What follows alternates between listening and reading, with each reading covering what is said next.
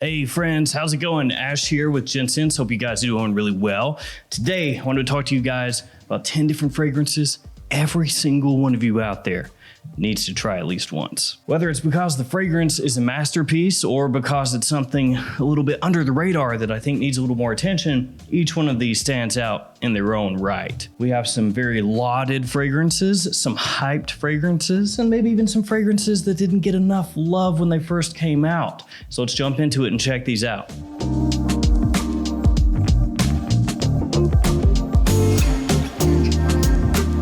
We're starting off the video with a couple quick codes. You know the drill, Gents10, twistedlily.com. Save yourself 10% off the website. Great niche retailer, that one. And then JOMASHOP has that code, Gents8. Save yourself $8 off any order over $110. They're a great discounter, adding new fragrances every day, so check them out. All right, I gotta kick things off with a bit of a modern masterpiece. That's where we're starting this one off today.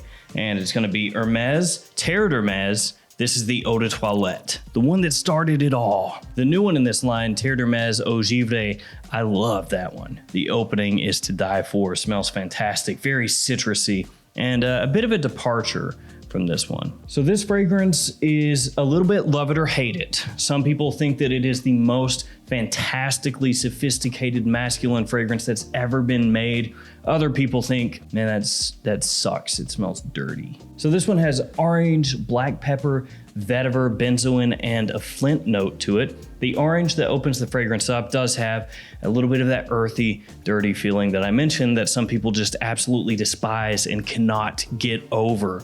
As it dries down, that flintiness comes out more and the vetiver really takes over and steals the show. I do think it's going to appeal more to guys middle-aged and older. Younger guys probably not going to go for this one, but I do think that it is fantastic. I'm one of those people that is like a Terre d'Hermes hype man. I'm a bandwagon rider. I think it's awesome. I think it's a fantastic scent. Now, if you wanted something a bit similar to this, but you wanted that earthiness stripped away and the woodiness smoothed out, then you could go with Terre d'Hermes Eau Très Fraîche. But that one apparently has reached chopping block stage. So if you want that one, get it soon because it appears to be going bye-bye. After that, we're going with Jean Paul Gaultier, Le Male Le Parfum, a great reimagining, modernization of the original Le Male, which if I'm being honest with you guys, I do think the original Le Male, that's a modern classic, modern masterpiece, but I wouldn't wear it nowadays. It's a little worn out, I guess you could say for me. But this one,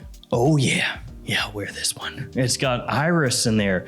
Ooh, that's the secret ingredient, the secret sauce that so many perfumers and companies are working into new fragrances. Also has cardamom, lavender, vanilla, and woods. It's a big time compliment puller, a great evening fragrance, one that you can wear casually or to more formal situations, or even date nights. Le Male Le Parfum, probably one of the better new fragrances that have come out over the past couple years. After that, we've got Mancera Intense Cedrat Boise. This is the newest fragrance that I've picked up out of all the ones I'm gonna feature here today.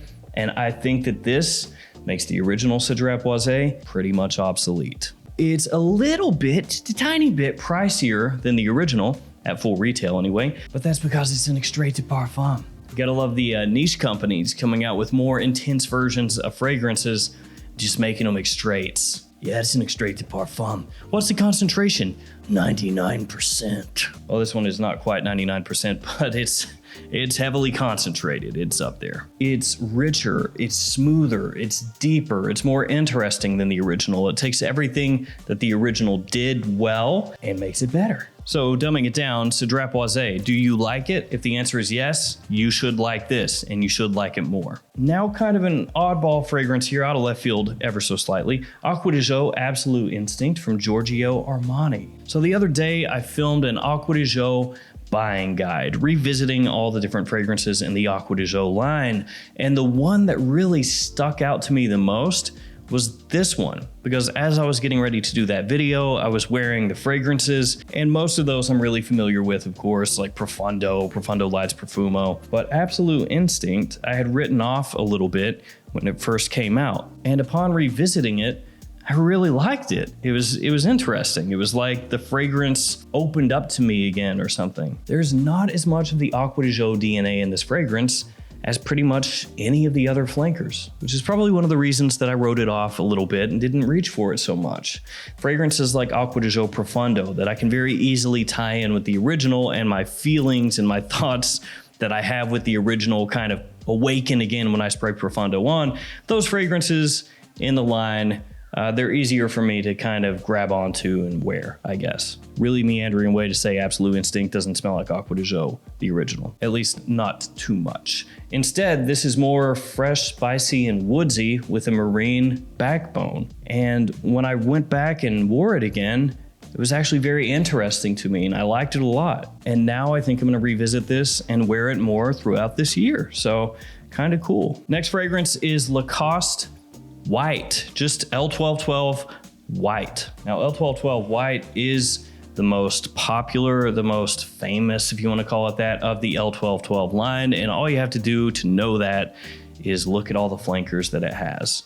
And then look at all the other fragrances in the L1212 line and all the flankers they don't have. This is such an easy to wear, easy going fragrance. You don't have to think about it at all. You can just grab it, spray it on and go, especially in spring and summertime.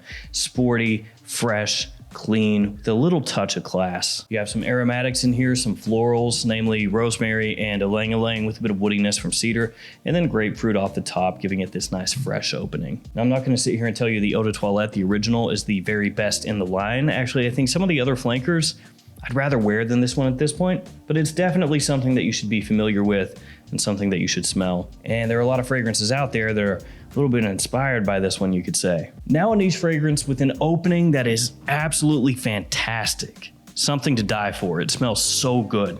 It's Torino 21 from Xerjoff, part of their Join the Club collection. Now, Xerjoff fragrances typically have quite good quality. A lot of times they're really loud, sometimes aggressively loud, a little too in your face, performance a little bit too hyped up to the point that it makes them a little cloying. But still, yeah, with Xerjoff, usually you know you're in good hands and the fragrance should be at least really nice. For the longest time, their best fragrance for me for warm weather, as far as having just an opening that absolutely blows me away, is Neo.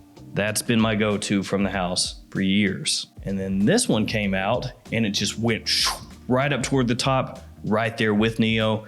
And I don't know, could be better. Kind of depends on my mood as to which one I'd go for. Now it's a bit of a different take than Neo. This one has mint mixing together with basil and citrus.